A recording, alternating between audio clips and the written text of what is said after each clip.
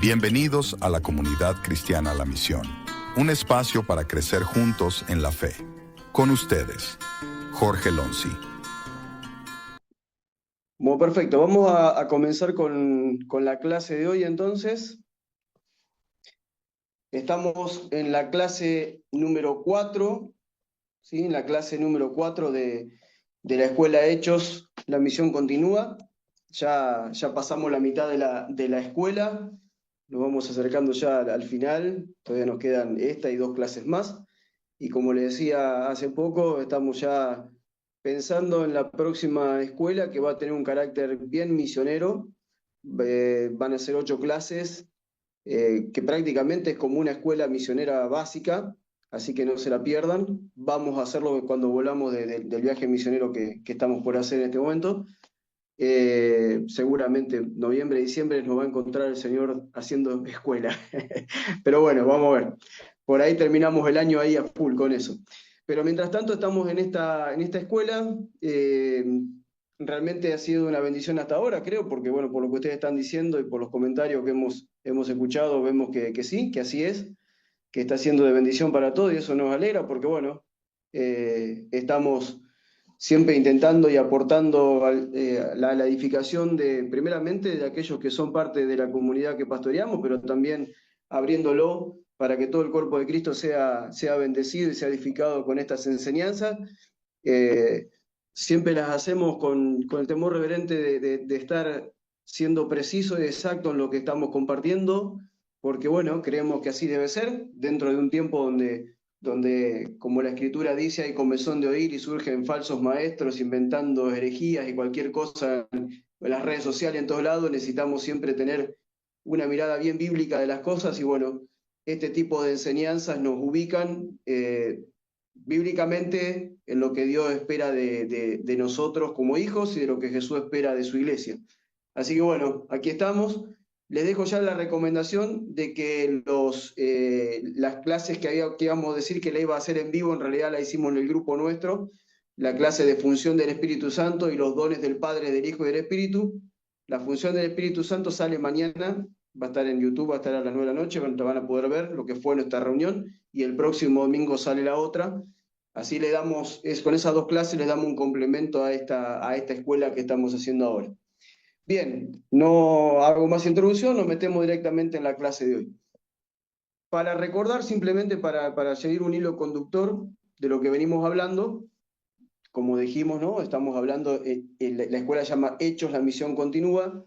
Habíamos terminado con la escuela anterior hablando de la iglesia en Apocalipsis, decíamos que Apocalipsis nos muestra el final, ¿sí? Pero bueno, Hechos nos muestra el camino hacia esa iglesia gloriosa que el Señor espera. Hechos es el génesis de la iglesia y hasta allá tenemos que llegar siendo la iglesia que Él dejó. Lamentablemente a lo largo de los años la iglesia fue desviándose del diseño original por el cual Jesús la dejó, no solamente del diseño original, sino del enfoque que la iglesia realmente tenía que tener. Y bueno, en estos últimos tiempos el Señor está moviendo a su iglesia por diferentes lugares a pensar y a repensar la misión de por qué estamos como iglesia, cuál es nuestra función y qué es realmente lo que Dios espera de nosotros. Y en esta escuela intentamos darle un poco a ver, ¿cómo le puedo decir? Esta escuela viene a ser como un refuerzo a todo lo que venimos enseñando de hace años, específicamente con la escuela regresando al diseño original.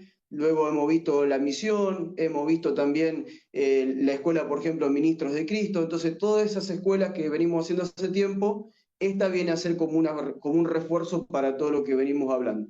Siempre, a veces digo, no tengo más nada para decir en cuanto a esto y siempre surge algo nuevo, ¿sí? A medida que uno va metiéndose, siempre surge algo nuevo. Entonces, viniendo a esta escuela, vimos en las clases anteriores, tomando a la iglesia de Hechos de los Apóstoles como el génesis de la iglesia, vimos que la iglesia no nació para quedarse quieta, ¿sí? Que la orden de Jesús fue que de Jerusalén hasta el último de la tierra la iglesia estuviera en movimiento, estuviera cumpliendo la misión que Él les dejó de hacer discípulos en todas las etnias del mundo, y vimos que esa iglesia que el libro de Hechos nos demuestra una iglesia que tiene 3 o 4 características fundamentales, podemos encontrarle muchas más, pero vimos que es una iglesia que está llena del Espíritu Santo, una iglesia que está apasionada por la vida en comunidad, una iglesia que está entregada a la misión de predicar el Evangelio del Reino y de hacer discípulos de Jesús. Simplemente estoy haciendo un repaso de algunas cosas. En la clase 1 vimos la iglesia llena del Espíritu Santo. Vimos que la iglesia no era iglesia hasta que no llegó el Espíritu Santo. El Espíritu Santo dio el inicio a la iglesia, porque la iglesia no podía hacer nada sin el Espíritu. Y entre tantas cosas que hemos dicho que una iglesia que deja de lado al Espíritu Santo comenzó a ser una iglesia gobernada por hombres y no por el Señor. No podemos dejar de lado al Espíritu Santo porque el Espíritu Santo vino para guiar, ¿sí?, a los hijos, pero para guiar a la iglesia sobre todas las cosas.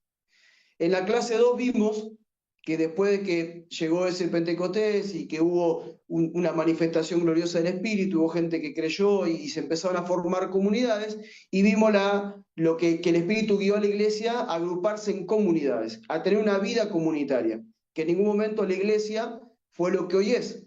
La iglesia no era una iglesia de templos, la iglesia no era una iglesia que solamente vivía de reuniones y de cultos, sino que la iglesia era una iglesia reunida en las casas, viviendo en comunidades, teniendo una vida comunitaria, y que esa vida comunitaria que ellos tenían era la mejor manifestación de que Dios realmente los gobernaba y que muchas personas querían estar con ellos por causa de lo que veían. Dijimos que la comunión interna se había convertido en la misión externa de la iglesia.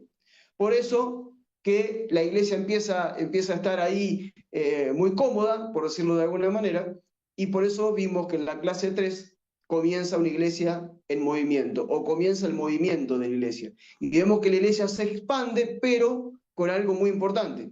La persecución genera la expansión de la iglesia.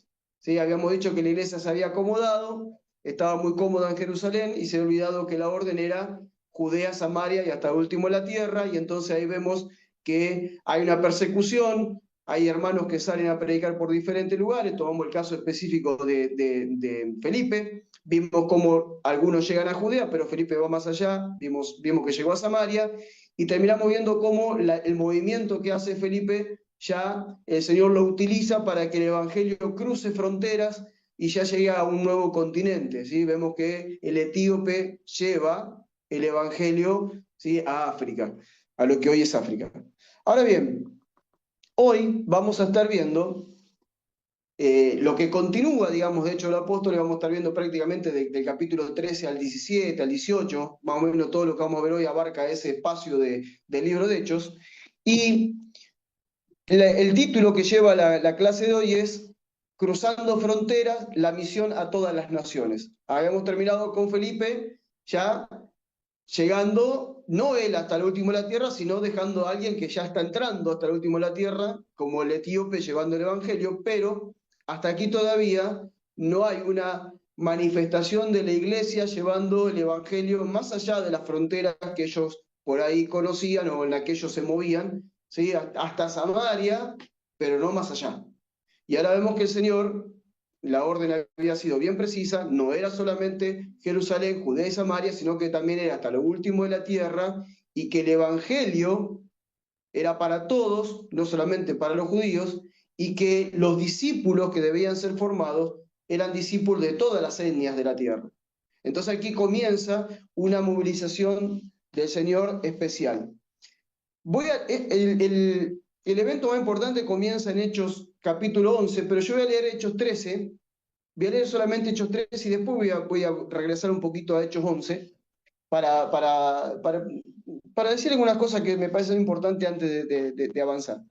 Hechos 13, 1 al 3, Hechos 13, 1 al 3, ya ahí vemos una iglesia que está establecida en Antioquía, y dice lo siguiente: en la iglesia de Antioquía eran profetas y maestros Bernabé y Simón, al que llamaban Níger, Lucio de Cirene, Manaén, que habían sido criados con el tetrarca Herodes, y Saulo.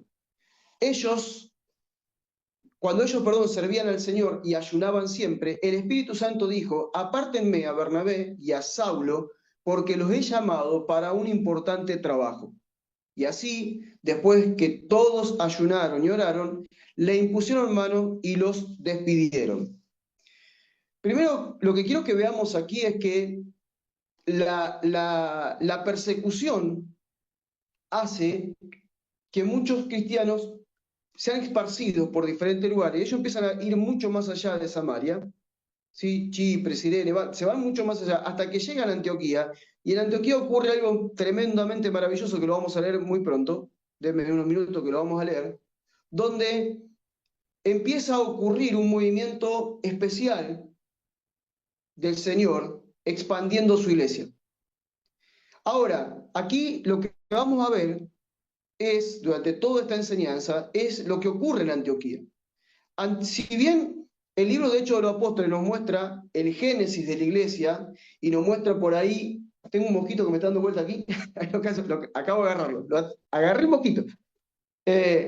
Si bien el libro de Hechos nos muestra el génesis de la iglesia y nos muestra, como le decía recién, las bases de la iglesia, como habíamos visto, por ejemplo, que ellos se reunían a observar la doctrina de los apóstoles, la comunión, el partimiento del pan, las oraciones, había columnas específicas en lo que era la iglesia, pero aún todavía no se ve la iglesia como un modelo para todas las naciones, no solamente para los judíos. Hasta este Hechos 11, si queremos, no tenemos una iglesia como la que hoy vemos, donde participen diferentes etnias. Hasta ahí vemos una iglesia que es judía, pero ahora empieza a pasar algo diferente. Empieza a extenderse el evangelio, a expandirse el evangelio a otras etnias, y aquí es donde nosotros empezamos a ver que la iglesia de Antioquía comienza a ser, o debe ser, un modelo para nosotros. La iglesia de Antioquía es un modelo de esa iglesia multicultural, esa iglesia que hoy vivimos, que hoy vemos por todos lados. Por eso que queremos tomar en esta clase esto de cruzando frontera, la misión a todas las naciones. Vamos a tomar Antioquía como esa iglesia que realmente cruza fronteras y que es una iglesia para todas las naciones. Porque primeramente, Antioquía ya es una iglesia que cruzó las fronteras de todo lo que era conocido para los primeros cristianos, donde habían llegado al menos, y luego desde Antioquía comienza la misión a todas las naciones. Por eso que Antioquía es un modelo de iglesia que nosotros deberíamos estar observando y viendo si nosotros por ahí tenemos la esencia que esa iglesia tenía. La iglesia de Antioquía es un modelo. ¿Sí? Lo primero que tenemos que entender es que la iglesia de Antioquía es un modelo y es un modelo de una iglesia misionera. Una iglesia que no es misionera abandonó la razón de su existir, podemos decirlo. La iglesia nació para ser misionera.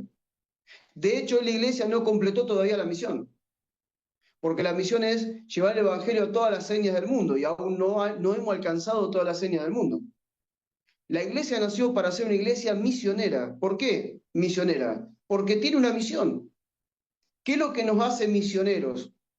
Personalmente y grupalmente como iglesia, tener una misión. ¿Tenemos la misión? Obviamente que sí la tenemos. Tenemos una misión de ir y hacer discípulos de Jesucristo, enseñándole a que vivan lo que Él nos pidió a nosotros que vivamos en todas las etnias. Por lo tanto, la iglesia, su origen es una iglesia misionera, para eso existe. La iglesia no existe para estar como aquellos primeros cómodos, ¿sí? Pasándola bien reunidos, comiendo juntos, llenándose la panza de comida y disfrutándose unos a otros y quedándose en un estado cómodo, quieto, pasivo, sin hacer nada. No, la iglesia nació para estar en movimiento. Una iglesia que se queda quieta dejó de ser iglesia. La iglesia tiene que estar en constante movimiento, todo el tiempo tiene que estar en constante movimiento. Y vemos que la iglesia de Antioquía es un modelo en esto. ¿Por qué? Cuando hablamos de Hechos 13, que recién leo, ya estamos hablando de una iglesia que se convirtió en una comunidad diversa, una comunidad donde hay personas que ya no son judíos, ya hay más que judíos, y ahora vamos a verlo. Vemos una iglesia que está abierta al Espíritu, porque como leímos recién, ellos estaban orando, estaban ayunando, y de repente el Señor dijo, apártenme a Bernabé, a Saulo, y luego lo enviaron, o sea que ellos oían al Espíritu Santo. Y luego se convirtió en una iglesia que comisionó a Pablo y a Bernabé. Uso la palabra comisionó porque en realidad podemos decir envió, pero el que envía es el Señor, la iglesia comisiona. No me meté mucho detalle ahí porque si no Si nos metemos en el mundo misionero, ya empezaríamos a decir, bueno, ¿envió o comisionó? Bueno, vamos a decirlo envió para que nos quede claro, en realidad comisionó la iglesia, ¿no? Ahora vemos una iglesia que no solamente provoca un cambio tremendo en Antioquía y todo lo que le digo recién, sino que vemos que una iglesia que se proyecta en la misión y ya es una comunidad que no solamente la pasan lindo, que comen, que disfrutan de la comunión, de la hermandad y todo lo que vimos en la clase número 2, que está bien que lo vivamos, sino que ya vemos que es una comunidad que tiene un ADN tan maravilloso y tan marcado que es una comunidad que envía constantemente, envía y expande la misión, mucho más allá de los límites geográficos de ellos. A ellos les llegó el Evangelio y lo recibieron con gozo, dice la palabra, no lo vamos a leer, y ellos estaban maravillados por el Evangelio que recibían porque no eran judíos, y estaban felices de que el Evangelio también alcanzaba a los gentiles, que también la muerte de Jesucristo para perdón de pecado era para ellos, que la gracia era para ellos también. Lo estaban disfrutando, pero no se quedaron con eso. Dijeron, esto no puede quedar para nosotros, esto tiene que llegar hasta el fin del mundo. Y entonces vemos una iglesia que tiene estas características. Una comunidad que es diversa, diferentes personas, diferente trasfondo cultural y religioso. Una iglesia abierta al Espíritu, porque oye al Espíritu y obedece al Espíritu. Y una iglesia que se convierte en una comunidad que envía y que expande la misión. Por eso yo siempre digo y celebro lo que nos está ocurriendo a nosotros como comunidad cristiana de la misión. Porque estamos, aunque muchos nos han dado cuenta, este es el modelo de iglesia que siempre soñamos tener, que venimos formando de hace años. Una iglesia que tenga este ADN. Y hoy lo estamos empezando a experimentar. Después voy a decir algunas cositas. Ahora, Hechos 11, del 19 al 26, lo anterior a lo que hemos leído ahora, Hechos 11, nosotros vemos cómo comienza toda esta historia. Vemos cómo comienza esta iglesia de Antioquía, que es un modelo misionero realmente, que es un modelo para la misión que Dios le ha dejado a la iglesia.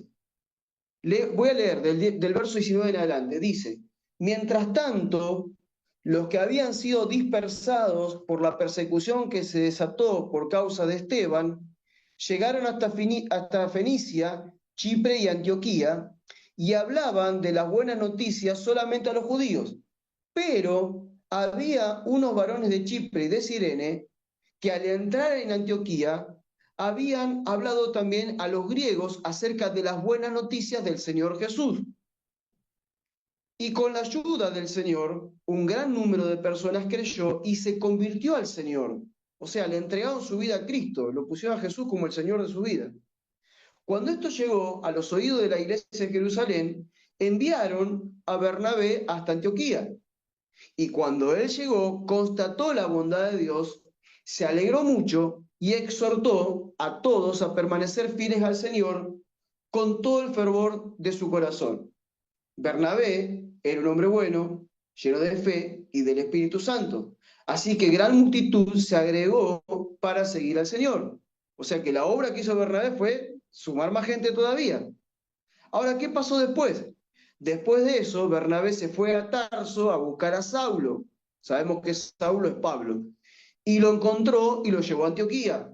Durante todo un año, se congregaron con la iglesia y enseñaron a mucha gente. Y fue allí en Antioquía donde a los discípulos de Jesús se los llamó cristianos por primera vez. Siempre, antes de avanzar en la enseñanza, quiero dejar una aclaración que siempre la hago, siempre. En muchas escuelas me han escuchado hacerla y no me voy a cansar de repetirlo. No es lo mismo ser un creyente de Jesucristo que ser un discípulo de Jesucristo. No es lo mismo. No es lo mismo.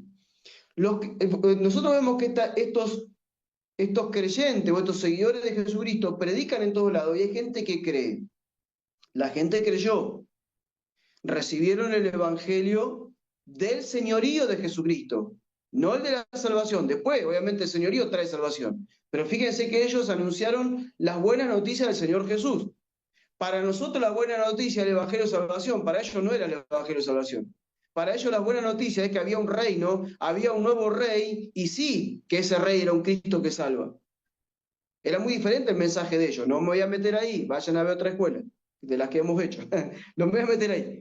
Ahora, esta gente cree y dice que ellos se convirtieron al Señor, no se convirtieron ni en católico, ni en evangélico, ni en ninguna rama rara del, del cristianismo, se convirtieron al Señor.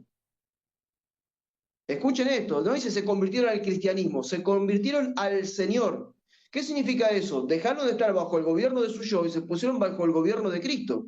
Reconocieron a Jesús como el Señor de sus vidas, como el dueño de su vida. Ahora, no basta con que alguien solamente reciba a Jesús como el Señor y le ponga su vida bajo su gobierno. Esa persona es un niño espiritual y necesita ser discipulado. Por eso es que Bernabé ve lo que está pasando y dice, necesito un colaborador para poder discipular a esta gente que ha creído, que se han puesto bajo el gobierno de Cristo, pero aún viven en una niñez espiritual, los tenemos que hacer madurar. Aún ellos no cumplieron el propósito eterno, el cual es, como lo dice Romanos 8, del 28 en adelante, ser transformado a la imagen del Hijo, o sea, manifestar la imagen del Hijo. Entonces, Bernabé lo va a buscar a Pablo, lo trae y durante un año dice que le enseñaron a mucha gente. ¿Qué fue lo que le enseñaron? Obviamente la doctrina de los apóstoles, las enseñanzas de Jesús. ¿Y cuál fue el resultado de haberle enseñado durante un año a esas personas a vivir las enseñanzas de Jesús? Que luego de un año, a los que eran creyentes, ahora se los llamó, eran discípulos y se los llamó cristianos. No se los llamó cristianos cuando eran creyentes, se los llamó cristianos cuando eran discípulos. ¿Por qué? Porque los discípulos realmente empiezan a manifestar las características de aquel maestro a quien siguen y a quien obedecen. Los creyentes solamente quieren las bendiciones del maestro. Los discípulos quieren tener la vida del maestro y manifestar la conducta del maestro, porque para eso son discípulos. Basta al discípulo ser como su maestro, dijo Jesús. Entonces, dicha esta aclaración, vemos que este es el diseño que también la iglesia debe incorporar. Lo que pasa en Antioquía es lo que deberían haber hecho los primeros apóstoles. Pero resulta ser que ahora lo está haciendo Bernabé y Saulo, ninguno de los dos se lo está haciendo esta tarea. No me voy a meter ahí en esta noche porque si no vamos a generar un matete y después yo podría decirles por qué no se metieron ahí, pero dejémoslo ahí. Ahora, vemos, ¿qué es lo que vemos aquí? Quiero que veamos algunas cosas de la iglesia de Antioquía. Luego de haber leído Hechos 11 y haber leído Hechos 13, quiero que veamos algo importante de la iglesia de Antioquía. La iglesia de Antioquía, vuelvo a decir, es un modelo de la misión que tenemos todos por delante. Es un modelo de iglesia. Es un modelo en la forma de discipular. Es un modelo en la forma de vivir como iglesia y es un modelo en la forma de expansión del evangelio. Lo primero que vemos, el primer punto que podemos tocar de esta iglesia de Antioquía, es que era una iglesia que nació desde la dispersión. ¿Qué significa esto? La iglesia de Antioquía nació de la persecución. La iglesia de Antioquía nace de la persecución de sus primeros cristianos, que son esparcidos por causa de la muerte de Esteban. Creyentes que habían llegado a Antioquía y que predicaron no solamente a los judíos, sino que se animaron a predicar a los no judíos también. Esta iglesia, como modelo que tenemos que tomar, fue la primera iglesia multicultural. Fue una iglesia que tenía judíos, que tenía griegos y que tenía gente de otras etnias. Y lo glorioso es que toda esta gente, en la diversidad que ellos tenían, todos terminaron adorando al mismo rey, que era Jesucristo. ¿Qué nos enseña esto? Nos enseña que Dios usa muchas veces la adversidad para abrir nuevos caminos para el Evangelio. Si nosotros muchas veces nos quedamos en la pasividad religiosa, cómodos en la vida religiosa que llevamos, nunca, jamás, nunca vamos a poder ser como la iglesia de Antioquía. O como la iglesia que el Señor quiere. La iglesia de Antioquía nace de la persecución y la persecución genera una iglesia multicultural. Hoy la iglesia es tan sectarista Y ojo que cuando una iglesia es sectarista, deja de ser iglesia y se convierte en una secta. Cuidado, porque la iglesia no es una secta. La iglesia es para todos, no importa el trasfondo, no importa la cultura. Aquí nos demuestra que esa adversidad y esa persecución generó nuevos caminos para el Evangelio, y en esos nuevos caminos que generó para el Evangelio entraron los judíos, y entraron los griegos, y entraron otras etnias también. Por eso que lo que ocurre aquí es glorioso, porque hasta ese momento no estaba pasando. No estaba pasando esto. Hubo un toco y me voy de Pedro ahí con Cornelio, vamos, venimos, pero no estaba pasando. Ahora sí empieza a ocurrir. Y entonces vemos la formación de una iglesia que por causa de la persecución rompe fronteras, cruza fronteras, rompe cuestiones religiosas, culturales y todo lo que ya vamos a ver. Se abre un nuevo camino para el Evangelio. Ese nuevo camino hace que la misión avance, demostrando que la misión que Jesucristo nos dejó no tiene fronteras étnicas, al contrario, es para todas las etnias, y termina formándose una iglesia espectacular y gloriosa, porque la misión hasta lo último de la tierra no sale desde Jerusalén, sale desde Antioquía. De hecho, la base de todos los viajes misioneros, los primeros viajes misioneros fueron los de Pablo. La base de los viajes misioneros de la iglesia y de Pablo fue Antioquía, no fue Jerusalén. La base no fue Jerusalén nunca, fue Antioquía. Esto es maravilloso. El segundo punto que tenemos que ver, el primero entonces que es una iglesia que nace de la persecución y que rompe fronteras. El segundo punto que tenemos que ver es que esta iglesia genera un ámbito que no está enfocado en el culto, que no está enfocado en la reunión de los santos para pasarla lindo y comer juntos. No, está enfocado en el discipulado. Dice que se reunieron un año para enseñarles, no para perder el tiempo.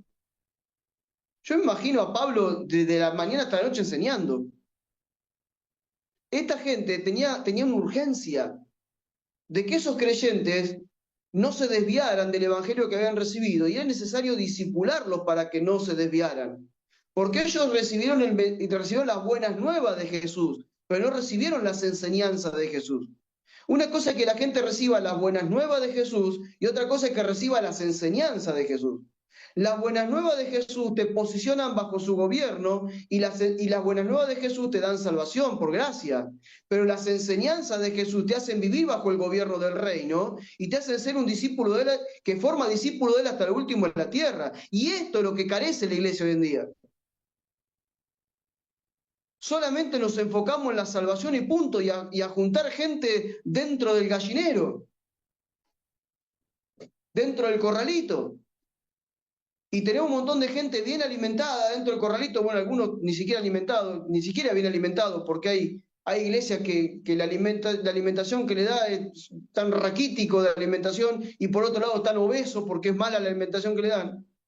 Pero tenemos gente encerrada en cuatro paredes que no hace nada.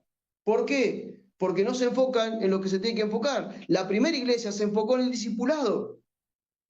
¿Qué es lo que somos nosotros en la comunidad cristiana de la misión? Lo estamos diciendo, somos una red de discípulos. ¿Por qué? Porque nos enfocamos en convertirnos en discípulos que a la vez hacen discípulos a otros y que ayudan a esos otros a que hagan otros discípulos. Este es nuestro enfoque. ¿Por qué? Porque, hermanos, si en un año no te convertís en un discípulo de Jesucristo, que básicamente viva por lo menos lo mínimo que el Evangelio pide, entonces nos estás haciendo perder el tiempo. Yo una vez dije como pastor, ¿cuánto tiempo tengo que estar con una persona para ver cambios, Señor? Listo, Antioquía. Los creyentes en un año se convirtieron en discípulos que la gente decía, estos son cristianos, manifiestan la imagen de Jesús. Si en una persona yo le dedico durante un año enseñanza, administración, y en un año yo no veo fruto, te digo, hermano, gracias, buen viaje, buscate una iglesia donde vos vivas tu religiosidad, pero conmigo no cuentes más. No me hagas perder más el tiempo.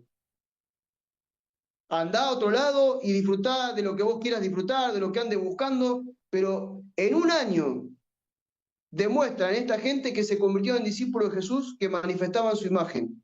Cumplieron el propósito eterno esta gente, de manifestar la imagen de Cristo.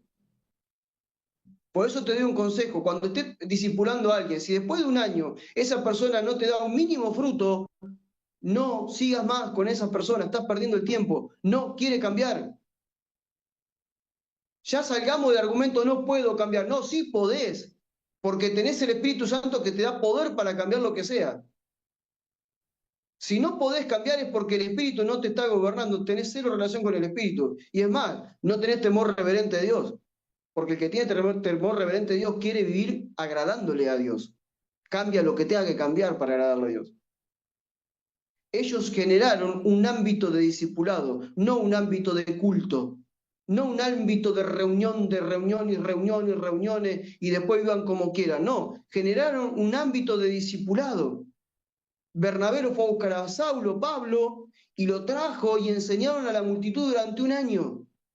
Y recién ahí, a esos discípulos que ya no eran creyentes, la gente dijo, estos son como Jesús, son verdaderamente cristianos. ¿Qué nos demuestra esto? Esto nos muestra que la identidad cristiana se forma también en un ámbito de comunidad, pero una comunidad que no se junta para pasarla bien, una comunidad donde todos tienen el objetivo de convertirse en discípulos de Jesús. Entonces, si en esa comunidad todos estamos enfocados en convertirnos en discípulos de Jesús, entonces las enseñanzas serán constantemente enseñanzas que apunten a la justicia del reino que expresó Jesucristo. Jesús dijo, no se afanen, más bien busquen el reino de Dios y su justicia. El reino significa el gobierno de Dios en nuestra vida, la justicia del reino la expresó Él. La justicia del reino es la voluntad del Padre en la tierra. Jesús dijo que quería el Padre cómo vivamos. Él nos dijo cómo quiere que el Padre vivamos. Y eso es la justicia del reino. Entonces, si yo me dedico a observar la justicia del reino y a vivirla todos los días y a enseñársela a otra en un ámbito de comunidad, podemos decir que en poco tiempo, todos los que somos parte de esa comunidad, la gente dirá, estos son discípulos de Jesús y manifiestan su imagen. ¿Por qué hoy, en la mayoría de las congregaciones del mundo entero no pasa esto? Porque no se tiene como enfoque principal generar un ámbito de discipulado. Estamos en el entretenimiento. Vamos a pasarla bien. ¿Sí? Y ni siquiera un ámbito de comunión, ni hablar. Otro punto importante, no me voy a meter mucho, voy a ir tocando algunas cosas, porque si no se va a hacer muy larga la enseñanza. Otro punto importante de la iglesia de Antioquía, que es un modelo de la misión que tenemos que llevar adelante. Era una iglesia sensible al Espíritu. Era una iglesia sensible al Espíritu. Lo leímos en Hechos 13:1 al 3. Mientras ellos servían y ayunaban, el Espíritu Santo dijo, apártenme a Bernabé y a Saulo para la obra a lo que los he llamado. Esto es tremendo. Acá vamos a ver dos cosas que son fundamentales. Primero, era una iglesia que era sensible al Espíritu. ¿Pero por qué eran sensibles al Espíritu? Obvio, si son una iglesia que está orando y que está ayunando, hermanos, si no sos sensible al Espíritu, orando y ayunando, ya no sé cómo puede ser sensible al Espíritu, entonces. A ver, si te lo pasás de devocional en devocional y leyendo versículos bíblicos toda la mañana y haces una oración de 5 minutos y te fuiste a trabajar, olvídate que vas a oír al Espíritu. Ahora, si es una persona que te crees que es necesario quedarte despierto toda la madrugada orando, bueno, te puedo asegurar que cuando esté amaneciendo habrás escuchado el Espíritu. Y si sos tan carnal y te cuesta oír el Espíritu, bueno, dejá de comer un poco, metete en ayuno y oración y vas a ver cómo lo vas a escuchar. Y no te estoy pidiendo que te metas 40 días en ayuno y que hagas el tremendo sacrificio, porque en realidad no vale la pena, porque hay gente que se mete 40 días en ayuno, pero en esos 40 días va a trabajar, va al gimnasio, hace miles de cosas, o sea, no, el ayuno es para apartarte, no para hacer otra cosa. Es preferible un ayuno de 3 horas, totalmente apartado de todo, con los celulares apagados, desconectado del mundo, encerrado en tu habitación, 3 horas te digo, que dejes de comer y orando, y te puedo asegurar que de esa habitación saldrás con respuesta. No es lo mismo que estar 40 días ayunando y haciendo un montón de cosas, vas a seguir haciendo lo mismo. Lo único que te va a pasar, ¿sabe qué? Vas a tener un hambre, pero no del espíritu, un hambre de comida va a tener. Porque tu mente y tu espíritu no está enfocado en el Señor, está enfocado en otra cosa. Entonces esta iglesia oía del espíritu, ¿pero por qué? Claro, si están ministrándolo al Señor.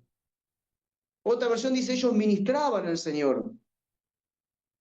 ¿Qué significa ministraban al Señor? Con sus oraciones lo ministraban, con lo que cantaban lo ministraban.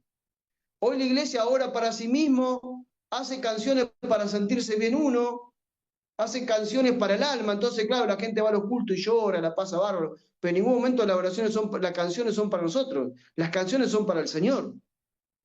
Lo tenemos que saltar a Él, no a nosotros. Si querés llorar, no sé, escuchate un bolero de Luis Miguel, no sé. ¿Me entienden? O sea, no se entiende lo que hace la iglesia a veces. Ahora, esta gente oraba, ayunaba y oyeron al Espíritu. Me imagino que lo que está ocurriendo acá es que el Señor dice, bueno, glorioso, se forma la primera iglesia multicultural, pero ahora hay que llegar hasta el último de la tierra. Y de esa iglesia que está entendiendo lo que yo quiero que viva la iglesia, de ahí voy a sacar a 2 muchachos y los voy a mandar. Oían al Espíritu, pero acá hay un punto que también es muy importante. Porque esta iglesia que escucha al Espíritu Santo, porque no estamos hablando solamente, no estaba Bernabé y Pablo, había otras personas más que estaban orando con ellos, que de repente serían seguramente los más maduros del grupo. En ningún momento, cuando habla el Espíritu Santo, esta gente se aferra al liderazgo de Bernabé y Pablo, diciéndole, no, no, usted no vaya, no, lo necesitamos acá, quédense con nosotros toda la vida. No, al contrario, dice, sí, vayan. Vayan a provocar esto que provocaron acá en otro lado. ¿No? Nosotros ya seguimos. Ya está. Lo que tenían que sembrar nosotros lo sembraron. Lo que nos tenían que enseñar nos enseñaron. Lo que nos tenían que explicar lo explicamos. Lo soltamos. Váyanse a donde lo quiera el Espíritu. Por eso yo muchas veces celebro en este tiempo lo que nos está pasando como comunidad. Porque los hermanos ya, a mí y a mi esposa, ya nos soltaron. Vayan donde tengan que ir.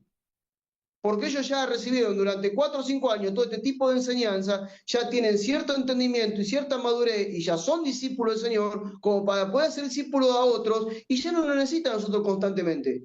Y si el Espíritu dice, bueno, hay que ir a Cuba, bueno, están los hermanos sembrando para que vayamos a Cuba, gracias. Ustedes son exactamente igual que esta iglesia, ¿lo están entendiendo?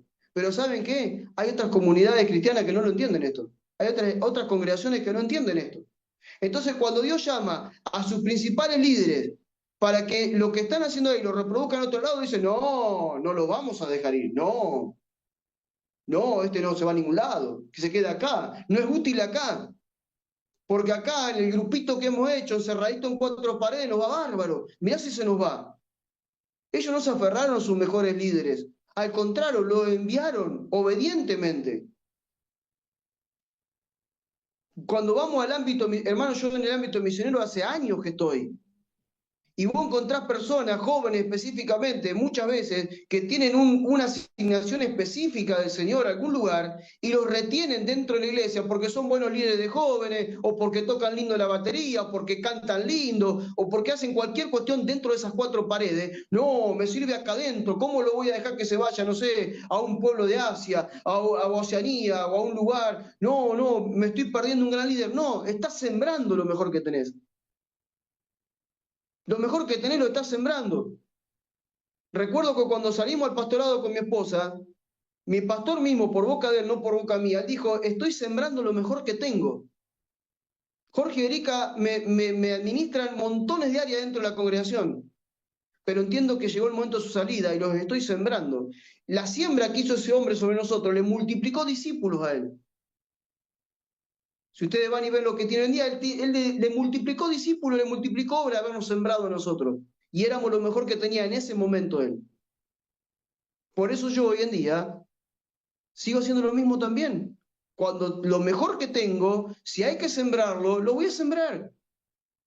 En la nación que sea, en el lugar que sea, y lo vamos a acompañar, porque el Evangelio tiene que avanzar, el Evangelio tiene que expandirse. ¿Qué vamos a enviar? ¿Lo peor que tenemos? No, tenemos que enviar lo mejor que tenemos dentro de la comunidad en la que estamos. Antioquía fue una iglesia que envió. Antioquía no fue una iglesia que retuvo a la gente, a sus líderes. Al contrario, Antioquía fue una iglesia que envió. Hoy la mayoría de las congregaciones retiene a su liderazgo, los retiene. Y de tanto retenerlos, les mata lo que el Espíritu puso en ellos. De tanto retenerlos, terminan siendo totalmente inoperantes para la obra del ministerio. De tanto retenerlos, aquellos que eran útiles para el Evangelio terminan siendo inútiles para el Evangelio. Cuando digo inútiles no hablo no en ofensa, digo no útiles, significa inútiles. Entonces, hay gente que tendría que haber salido, no sé, a los 20, 25, 30 años, y hoy tienen 50, 60, y están encerrados en las mismas cuatro paredes toda la vida, y nunca fueron donde tenían que ir porque, bueno, no los dejaron ir. Hay veces que hay que revelarse esas cosas, ¿eh? Y si Dios te dice que tenés que ir, tenés que ir. ¿Por qué? Porque el día de mañana cuando llegues arriba, el Señor no va a ser una excusa para decir, no, mi pastor no me dejó ir. No, yo te envié, ¿qué pasó? ¿Quién es más grande, tu pastor o yo? Yo te estoy enviando. Hoy, pero me estoy revelando mi autoridad. Sobre tu autoridad humana hay una autoridad que es Cristo. Y si la autoridad de arriba te dice hacer, hace. De la autoridad esta después se va a encargar. No estoy provocando rebelión, estoy diciendo lo que hay que hacer. La iglesia de Antioquía no retuvo a su gente, a sus mejores líderes. Al contrario, cuando oyó al Espíritu Santo que tenía que enviarlo, los enviaron. Inmediatamente. Por eso que vemos, voy a una reflexión final sobre este punto, después avanzamos, que la iglesia de Antioquía fue algo así como un puente entre Jerusalén y el resto del mundo. Fue como un puente. Antioquía conectó Jerusalén, Samaria, Judea, con lo último de la tierra que era para ellos. Entonces, desde Antioquía comenzaron todas esas primeras operaciones cristianas, esas operaciones misioneras, perdón. Vemos también, otro punto importante, que fue la primera comunidad en vivir su fe sin fronteras. ¿Por qué digo sin fronteras? No estoy hablando de fronteras geográficas, que sí las rompieron todas.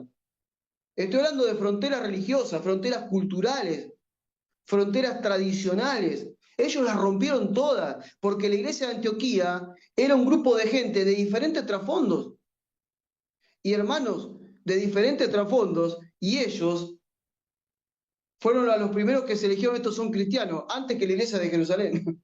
Qué loco, ¿no? Fueron los primeros, fue la primera comunidad en discipular con seriedad. Les recuerdo que cuando Pedro predicó se convirtieron 3.000. No dice que a esos 3.000 después de un año le dijeron que eran cristianos porque se dedicaron a enseñarles realmente. Dice que sí, que observaban, observaban las enseñanzas de los apóstoles, pero no está diciendo cuál fue el fruto de eso. Esta iglesia rompió fronteras, discipuló con seriedad, con un enfoque bien claro y sobre todas las cosas, cuando llegó el momento de enviar a sus misioneros, los enviaron sin ningún problema. No se los sacaron de encima, al contrario, los sembraron para la obra del Señor. Por eso que esto nos desafía a dejar de pensar solo en nuestra congregación local y vernos como parte de la misión global que Dios tiene. No sé quién va a ver este video después, a los que están acá los desafío, obviamente, pero no sé quién verá este video después, cuánto lo verán, pero sí a los que lo estén viendo algún día este video, ahora o más tarde o dentro de 5 años, no sé, quiero decirles algo.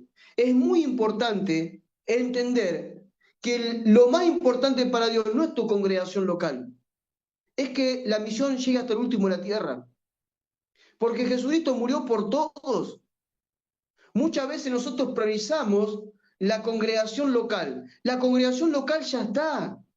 Ya llegó el Evangelio, ya tienen la Biblia, ya se congregan, ya cantan, ya hacen todo, pero hay un grueso de la población mundial que no hace nada de eso porque no conoce a Jesucristo. La prioridad no es la congregación local, la prioridad es la misión global. La congregación local tendría que estar formando, entrenando y preparando obreros con una visión misional hasta lo último de la tierra. La congregación local tendría que estar preparando hombres y mujeres que estén dispuestos a dejarlo todo para ir hasta lo último de la tierra llevando el evangelio. No reteniendo, porque el Señor no nos llamó a concentrar, nos llamó a expandir. Somos semillas que debemos ser plantadas en algún lado, no estar dentro de un granero, acopiadas. Yo vengo de una ciudad donde estábamos rodeados de campo, ahí nací, y había acopios de cereales por todos lados. Esas semillas que estaban en los acopios de cereales no producían nada, pero cuando sacaban esas semillas y las plantaban en la tierra, tenían un rinde maravilloso. Esas semillas se multiplicaban. Todos nosotros somos una semilla que tiene que ser plantada en algún lado, no acopiada en un lugar. El Señor no nos llamó para copiarnos, para concentrarnos, nos llamó para expandirnos. Y para que seas un grano de trigo que caiga a tierra y muera, para que lleve mucho fruto. Para eso el Señor nos llamó. Por eso que es un gran desafío el que tenemos por delante. Hoy Dios nos llama a ser iglesias tipo Antioquía. ¿Por qué? Iglesias que estén abiertas a otras culturas. Tenemos que estar abiertos a otras culturas. Y ojo, no tenemos que llevar nuestra cultura a la cultura que vamos a ganar, o a la que le llamamos el Evangelio. Cada uno tiene su cultura. Lo que tenemos que lograr en un momento, sí, es que la cultura del reino esté por encima de la cultura de las personas. Eso sí es un objetivo, pero no mi cultura. Yo como argentino no puedo llevar la cultura del argentino cuando fui a África, por ejemplo. Me pasaron cosas en África que tuve que hacer 2 pasos para atrás y retroceder porque yo no podía hacerlo. Eso en Argentina lo puedo hacer, pero en África no. Ustedes saben, los que me conocen, que 2x3 mientras voy predicando algo, tiro algún chiste de pasada. Es muy de argentinos, o tirar un chiste, o tirar sí, algo medio así irónico. Somos medio sarcásticos los argentinos. Y en un momento digo algo en África y mi traductor, que alguien que yo discipulo, me dice: Jorge, esto no funciona acá, no te lo voy a traducir. Porque no lo entenderían, es parte de nuestra cultura. Ok, listo, no lo digo, sacalo. Ahora se lo digo a ustedes y se matan de risa porque todos entendemos lo que digo. Pero en esa cultura no funciona. Entonces, la iglesia de Antioquía es una iglesia abierta a todas las culturas. ¿Somos nosotros una iglesia abierta a todas las culturas? Ellos eran una iglesia que eran firmes en el discipulado. ¿Somos una iglesia que estamos firmes en el discipulado, que es lo más importante? Y eran generosos en enviar sus mejores obreros. ¿Lo hacemos nosotros? ¿Enviamos los mejores obreros o los retenemos? ¿Qué queremos ser? ¿Una iglesia que acumula o una iglesia que expande? Que esparce, que envía. ¿Qué tipo de iglesia queremos ser? Porque la iglesia no nació para acumular. La iglesia nació para expandirse. Nosotros definimos qué queremos ser. ¿Queremos ir en favor de la misión que Jesús nos dejó o queremos ir en contra? ¿O somos alguien que favorece la misión de Jesucristo para su iglesia o somos aquellos que la estorban a la misión de Jesucristo para su iglesia? Viendo el resultado de hoy en día, podemos decir que en todos estos años que llevamos, hemos sido una iglesia que más estorbó que ayudó. Porque si hubiésemos hecho lo que teníamos que hacer durante estos 2000 años, todas las señas del mundo ya hubiesen recibido el Evangelio del Reino. Hemos estorbado la misión. El Señor no tiene problema con la cosecha está lista, lo que tiene problema son con los obreros. Por eso Él decía: oren por obreros, no por la cosecha. De la cosecha ya está, tienen que juntarla. Avanzo un poco en esta parte, quiero leerle algo como conclusión, después ya sigo con la enseñanza. Lo que vemos acá es una comunidad que envía, que expande la misión de hacer discípulos. Vemos que la misión no es un esfuerzo individual aislado. Repito, la misión no es un esfuerzo individual aislado, sino que nace del corazón de una comunidad cristiana enfocada en la misión. Hermanos, cuando yo dije, el Señor nos está movilizando a que tenemos que hacer un viaje a Cuba, toda la comunidad se movió. Toda la comunidad que nosotros pastoreamos inmediatamente se movió. Se movieron a orar, se movieron a dar, todos se movieron. ¿Por qué? Porque no es la misión individual mía o de mi esposa, un esfuerzo aislado nuestro. No, somos una comunidad que nos movemos juntos. Cuando tenemos que estar pendientes de un obrero que tenemos en Medio Oriente, estamos pendientes, en oración, en ofrenda, en estar con él y pasar tiempo. Toda la semana estamos conectados con él. ¿Por qué? Porque no es un esfuerzo individual la misión es corporativa, es parte de una comunidad que entiende. Tal vez la gente que son parte de la comunidad no todos vayan a donde uno va, pero están yendo cuando dan, están yendo cuando oran, están yendo siendo parte de eso. Otra conclusión, en Antioquía la iglesia oraba, escuchaba al Espíritu y enviaba misioneros. Oraba, escuchaba y hacía. No solamente, vamos a orar, y oramos, y oramos, y oramos. Hay gente que ora, y ora, y ora, y nunca escucha nada. Están los que oran, oran, escuchan, pero nunca hacen nada. Hermano, si hemos orado y si hemos escuchado, no es para que nos quedemos sentados. Hay que hacer, hay que moverse. Lo que hacía la iglesia de Antioquía no eran simples actividades sueltas, sino que era una visión compartida. Cada creyente participaba, ya sea yendo, apoyando en oración o sosteniendo con recursos a los que iban. Pero era verdaderamente una iglesia misionera. Ellos no estaban enfocados en diferentes, sencillas actividades, sueltas por ahí. ¿Qué vamos a hacer hoy, este fin de semana? Y no sé, ¿qué podemos hacer? ¿Vamos a una reunión de matrimonio? ¿Hacemos un asadito ahí, juntamos los matrimonios, le hablamos algo? Bueno, dale. Y el fin de semana que viene, ¿qué hacemos? Bueno, podemos juntar a los jóvenes, si queréis, hacemos algo con los jóvenes. Y el otro, y no sé, juntamos a los niños ahí, hacemos algo con los niños. Y así vamos teniendo actividades sueltas. No, la iglesia de Antioquía no tenía actividades sueltas, sabía por qué estaban. Estamos para formar discípulos y cuando Dios llame a alguno de esos discípulos hay que apoyarlos en oración, hay que enviarlos y hay que apoyarlos con recursos, porque para eso somos iglesia. Esto nos recuerda que toda la iglesia local está llamada a ser una comunidad misionera. Todas las iglesias locales están llamadas a ser una comunidad misionera. Cuando recorrí Argentina durante 3 años como maestro de una red misionera y convocábamos en una ciudad a toda la iglesia del lugar para que vengan a participar durante un día de una capacitación misionera, los pastores enviaban a su gente, pero ellos no venían. Y después cuando la gente llegaba a su iglesia totalmente motivada para hacer misiones, los pastores decían, no, no, eso con nosotros no, nosotros estamos enfocados acá, no hasta el último de la tierra. De hecho, algunos decían que los discípulos son que los misioneros son los hippies del evangelio que van por ahí, que no importa que comen, que duermen. Al contrario, hermanos, son los verdaderos apóstoles de la iglesia.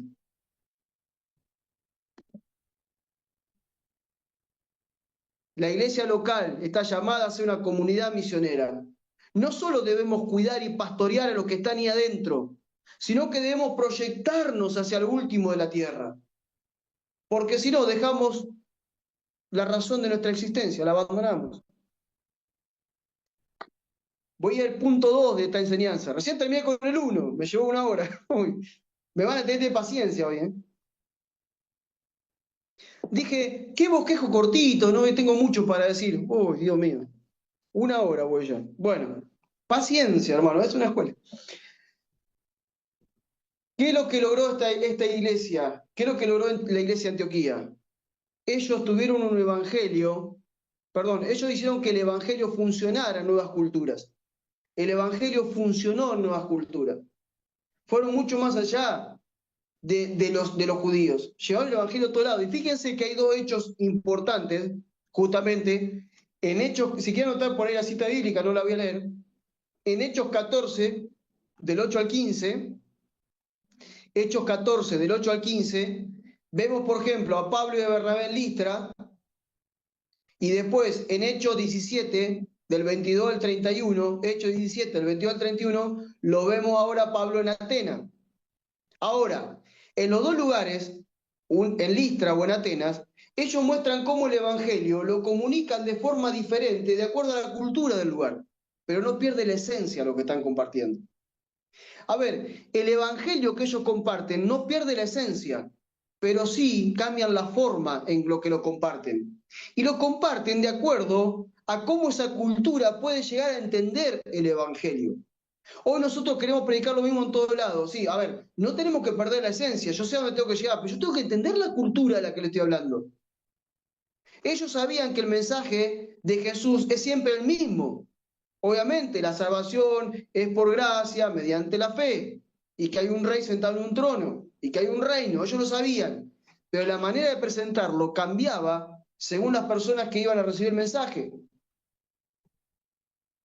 Por eso que el Evangelio es uno solo, pero lo comunicamos en el idioma del corazón de cada persona. Repito esta frase, el Evangelio es uno solo, no se negocia, es un solo Evangelio. Es el Evangelio del reino, un reino espiritual que viene a gobernar las personas, que tiene un rey que está sentado en el trono, y que ese rey antes de ser rey fue alguien que bajó a la tierra y que murió por el pecado de todo y que por gracia nos salvamos. ¿Está claro? Ahora, el tema es cómo lo transmito de acuerdo a la cultura. Por eso Pablo era un genio. Pablo era un genio compartiendo el Evangelio. ¿Por qué? Por ejemplo, en Listra, después lean el versículo bíblico, él habla de un Dios vivo, que es el Dios que da la lluvia y la cosecha. ¿Por qué? Porque en Listra había campos, necesitaban la cosecha, necesitaban la lluvia. Entonces toma la lluvia y la cosecha para desde allí predicar el Evangelio. Cuando está en Atenas, en Grecia, él dice que va caminando y ve todas las estatuas que ellos tenían, los dioses a los que ellos creían, y de repente hay un lugar vacío que es el Dios desconocido. ¿De dónde arranca Pablo para predicarle? Habla del Dios desconocido para ellos e incluso cita a los poetas griegos para conectar con ese Dios desconocido. O sea, que la verdad no cambia, pero sí el lenguaje y los ejemplos que usamos para que haya puentes culturales entre la verdad que nosotros llevamos y lo que ellos están entendiendo, la cosmovisión del mundo. Por ejemplo, en Listra, Pablo usa la naturaleza y la provisión como el puente para llegar al Evangelio. En cambio, en Atenas, él usa la cultura y la filosofía local para llegar al Evangelio como un puente. Es un crack, es un genio. Lo tiene muy claro. Nosotros tenemos que entender a la cultura que le vamos a compartir. Esto que estamos viendo nos desafía hoy a nosotros a aprender el lenguaje de las personas que queremos alcanzar. Y no digo si esta persona habla en inglés, habla en portugués, habla en francés, en alemán o en cualquier lenguaje étnico de cualquier de pueblo originario o tribal. Estoy diciendo el lenguaje de su cultura. Las personas que queremos alcanzar, sean jóvenes, inmigrantes, vecinos, gente de otra clase social o incluso familiares tal vez. Todos tenemos que utilizar el puente de su cultura para predicar el Evangelio. No diluimos la verdad, pero cruzamos por ese puente, porque de alguna manera conectamos con ellos a través de su cultura. Obviamente que después el Evangelio le va a romper la cultura, pero no atacamos su cultura, al contrario, usamos su cultura. Yo recuerdo mis primeros tiempos en el Evangelio siendo un vendedor ambulante por la calle. El otro día hacíamos un ejercicio con los hermanos y le decía, la mayoría me decían, sí, mi problema es que me rechazan cuando predico el Evangelio. Bueno, salí a vender a la calle y va a ver que vas a luchar con el rechazo todo el tiempo. De 50, 49 te dicen que no, uno te compra. Y a veces de 100, uno te compra.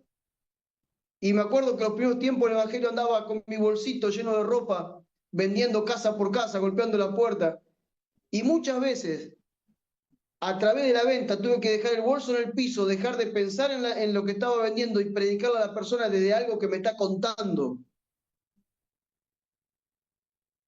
Muchas veces tuve que entender la cultura de otro lugar. Cuando nosotros salimos al Evangelio de mi pueblo, en mi pueblo teníamos una cultura, una cosmovisión, una forma de ver las cosas. Cuando llego al Gran Buenos Aires, a donde fuimos, había otra cultura, otra cosmovisión, otro lenguaje que lo tuve que entender, porque si no, no le podía predicar a nadie.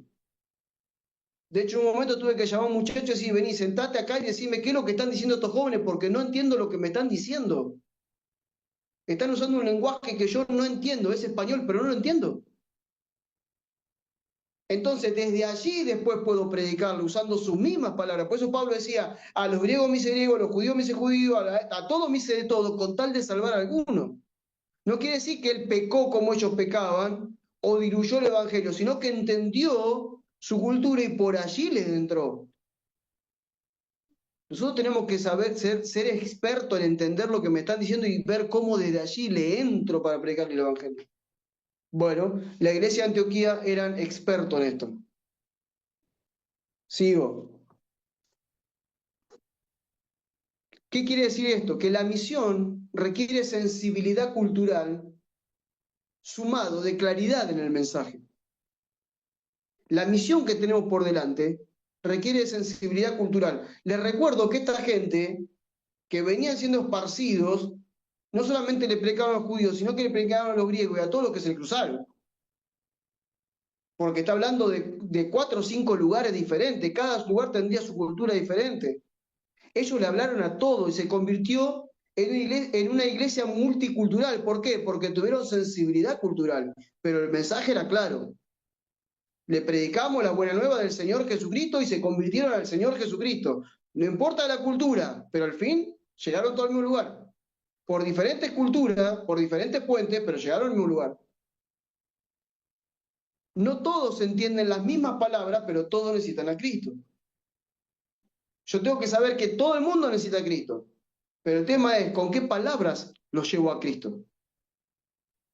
Por eso que la pregunta que quiero hacerte y un llamado a la acción que te quiero provocar es, ¿estamos dispuestos a aprender del otro para presentarle el Evangelio con el lenguaje que entienda?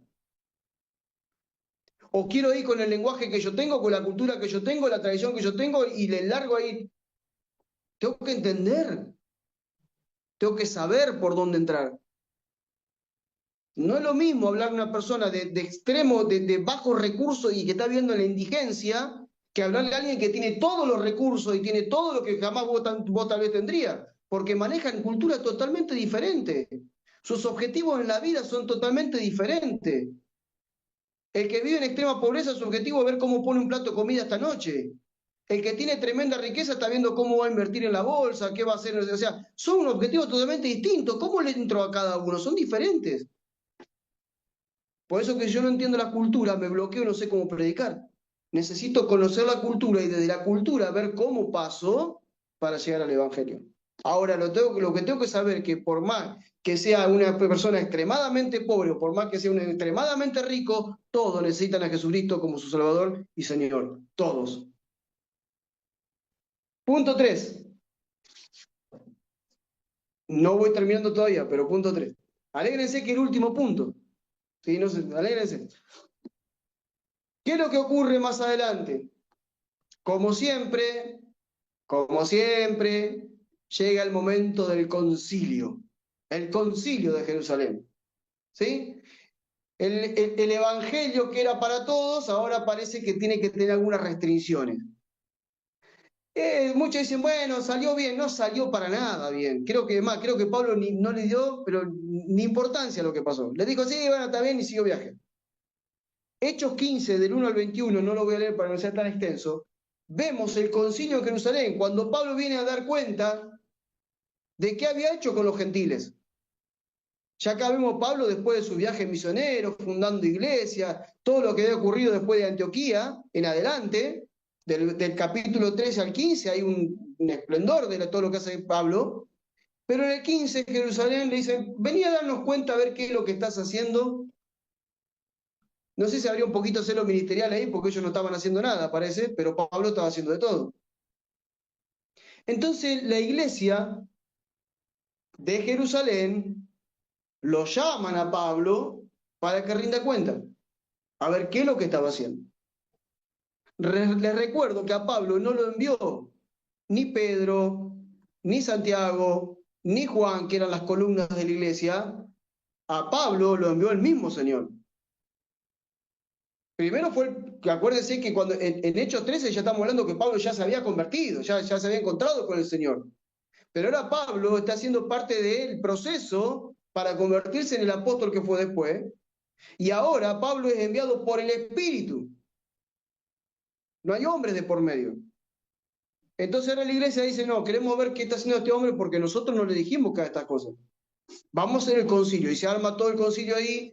Pablo tiene que dejar de hacer todo lo que está haciendo para ir a decirle a estos cabezones por qué estaba haciendo lo que estaba haciendo. Gracias a Pablo nos demuestra que es una persona humilde, que bueno, le voy a mostrar a estos cabezones lo que tendrían que hacer ellos, pero bueno, allá voy. Y se va Pablo. Y la iglesia ahí tiene que decidir si los gentiles debían adoptar costumbres judías para seguir a Jesucristo o no. Ahora ellos dice que concluyeron en que la salvación era por gracia, no por ritos, pero aún así le marcaban algunas cositas ahí en la carta que tenían que leer por todos lados. Yo nunca vi que Pablo leyera esa carta en algún lado, no hay registro ahí, no sé si la leyó, me parece que no leyó nada, él siguió con su historia, pero había una carta. Ahora, quiero que veamos esto, porque la iglesia de Antioquía, perdón, la iglesia de Jerusalén, le pone ciertas regulaciones a la iglesia de los gentiles, que que tiene como base Antioquía y hasta lo último la tierra. Le pone ciertas regulaciones. Ahora, esas regulaciones no se las pone Jesucristo, se las ponen los hombres, con Santiago a la cabeza. Les recuerdo que Santiago es el hermano de Jesús, que es como que se pone la iglesia al hombro, el vago. Es como que él dice, bueno, yo soy el hermano de Jesús, a ver, correte Pedro, correte Juan, yo manejo todo esto. Sacó chapa de hermano. Entonces este hombre, que seguramente fue el que inició toda esa persecución a Pablo después, que ya la venía haciendo, pero después la concretó, dicen que no, pero sí fue. Este hombre fue el primero que quiere poner regulaciones humanas a la iglesia, que de hecho las pone. Estoy seguro que Pablo no las cumplió, pero las puso. Ahora, quiero conectar eso con el día de hoy. ¿Acaso esto no pasa también hoy? ¿Acaso aquellos que queremos vivir como la primera iglesia y como la iglesia de Antioquía, la iglesia de Jerusalén no sigue poniendo regulaciones humanas? Entiéndanme lo que estoy diciendo, no estoy diciendo la iglesia de Jerusalén, estoy diciendo como la iglesia hoy institucional, que nos quiere poner miles de regulaciones humanas para ver si somos iglesia o no.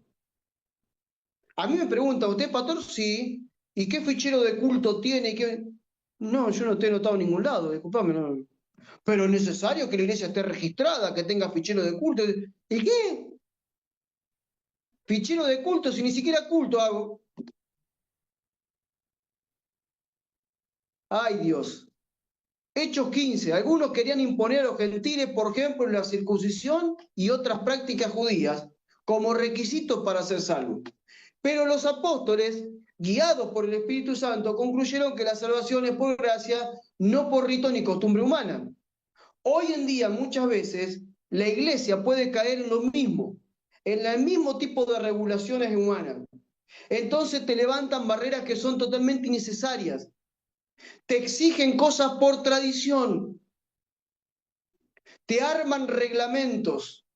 Te generan estructuras humanas de liderazgo y de institucionales y tantas cosas más.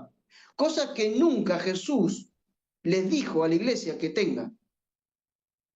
Y todo eso, en muchos casos, o prácticamente en todos, detiene la misión y ¿saben lo que hace también? Hace que las personas que son tremendamente valiosas para el reino se alejen de la iglesia. Hay gente que ya no quiere ser parte de eso.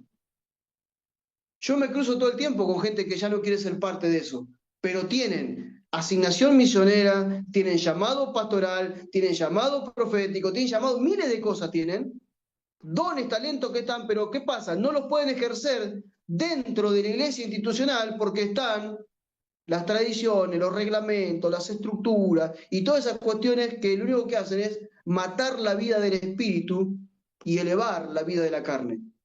Entonces tenemos gente orgullosa de sus posiciones, tenemos gente celosa de sus posiciones, de sus títulos.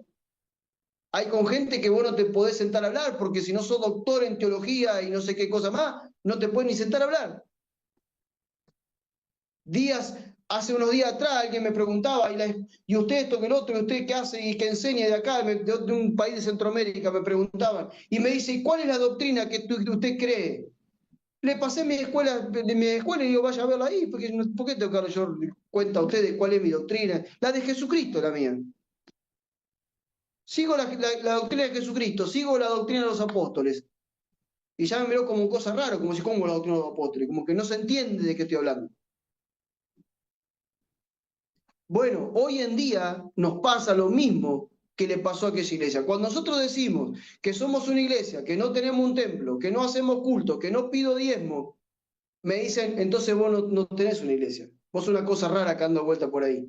Sos una amenaza para la iglesia. Sí, para la iglesia institucional somos una amenaza. Sí, tal cual que somos una amenaza. Porque le rompemos todo lo que han edificado desde el esfuerzo humano. Pero a la larga le vamos a demostrar que lo que estamos haciendo es del Señor y es del Espíritu. Porque cuando vemos que hay discípulos que se establecen y los discípulos forman otros discípulos y todos crecemos como una gran comunidad, que todos nos amamos y vivimos lo que dice el libro de Hechos de Apóstoles, le demostramos que lo nuestro es genuino y que lo de ellos es algo creado por los hombres. Y Dios nunca va a probar lo que es creado por los hombres. Pero si ellos tienen fruto, ellos tienen resultados, sí, con las fuerzas humanas y con dinero todo se puede. Pero tarde o temprano todo se cae. Hay momentos que todo se cae. Por eso, hermano, no te dejes influenciar por las tradiciones, por los reglamentos y por las estructuras, porque todo eso detiene la misión, la detiene, la bloquea a la misión. Por eso es importante enfatizar la soberanía de Dios en la misión, no de los hombres. A ver, la iglesia le pertenece a Jesucristo. La iglesia es el cuerpo de Jesucristo y Él es la cabeza. ¿Yo soy pastor? Sí, soy pastor. ¿Soy la cabeza de una parte de su iglesia? No. Yo pastoreo parte de su iglesia, pero la cabeza de esa iglesia que yo pastoreo es Jesucristo. Ninguno de nosotros somos cabeza de nada. Somos miembros de un mismo cuerpo. Y la soberanía de este cuerpo, de todos nosotros y de mí y de cada uno de ustedes, es de Dios. Él es soberano sobre nosotros. Por eso que la misión no depende de reglas humanas. Hermano, hay muchos misioneros que hoy en día están bloqueados porque sus agencias misioneras le piden tantos requisitos que no avanzan. Hay un montón de gente, de misioneros que pueden estar hasta lo último de la tierra, pero están trabados porque todavía las agencias misioneras le están pidiendo requisitos que hacen que, según ellos, no apliquen para la misión. Hermano, si esa persona Dios la llamó, Dios la formó y la preparó, ya aplica para la misión.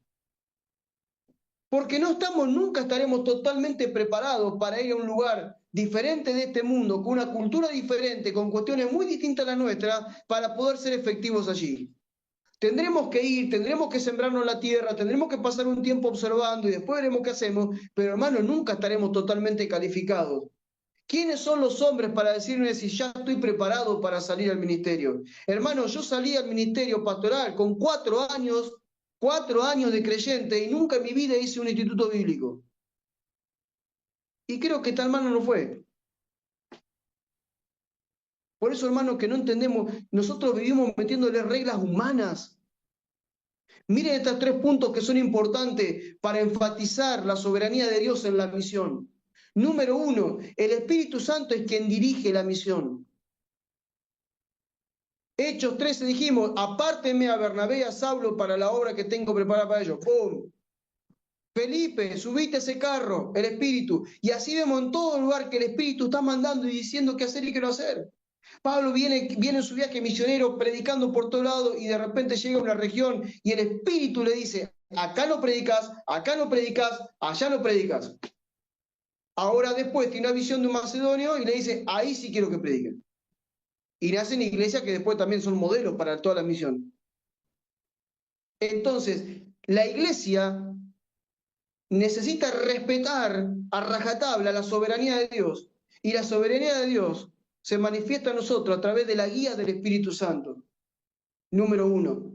Número 2, la soberanía de Dios en nosotros también se manifiesta cuando nosotros tenemos un evangelio que es genuino, que es el que Jesucristo predicó y que no está atado a culturas ni a tradiciones, ni viciado por las culturas ni las tradiciones. Es el Evangelio de Jesucristo, y punto. Y punto. Y número 3, el tiempo de la misión lo marca Dios mismo, no nosotros. No, para tal fecha voy a hacer esto. Si Dios quiere, vas a hacerlo. Si Dios quiere, vas a estar donde decís que vas a estar. Si Dios quiere, vas a hacer cierto viaje. Si Dios quiere, vas a estar. Si Dios quiere. Por eso fíjense qué importante. Primero, ir al Espíritu. Segundo, no claudicar con el Evangelio que llevo. Librarlo, purificarlo, sacar toda cultura o tradición que me haga llevar un Evangelio que no es el real. Y por último, entender que los tiempos los marca el Señor. Siempre digo, alguien que verdaderamente es un discípulo de Jesús, escucha al Espíritu Santo, vive bajo la soberanía de Dios y es una persona que va a estar en el lugar correcto, en el momento correcto, haciendo lo correcto. ¿Por qué? Porque llegó a ese lugar porque Dios lo envió, lo está haciendo cuando Dios quiere que lo haga y está haciendo lo que Dios quiere que haga. Ese es un discípulo maduro realmente. Alguien que realmente depende de la soberanía de Dios. Hablamos tanto de Dios, pero dejamos de lado muchas veces la soberanía. Hermano, Él es soberano y Él va a permitir que hagas o te va a impedir que hagas. Recuerda que Jesús dice, yo soy el que abre puertas y el que cierra puertas. Punto. Y si Él cerró la puerta, la vas a patear, vas a armar toda la estrategia humana, te vas a juntar de todos los dólares posibles, vas a buscar todos los contactos, pero esa puerta va a seguir cerrada. No vas a llegar ahí. Ahora, si esa puerta está abierta, no vas a tener ningún recurso, no va a tener una estructura, no va a tener nada, y de repente cuando tengas que ir, la puerta va a estar abierta y vas a entrar. Y con gloria vas a entrar.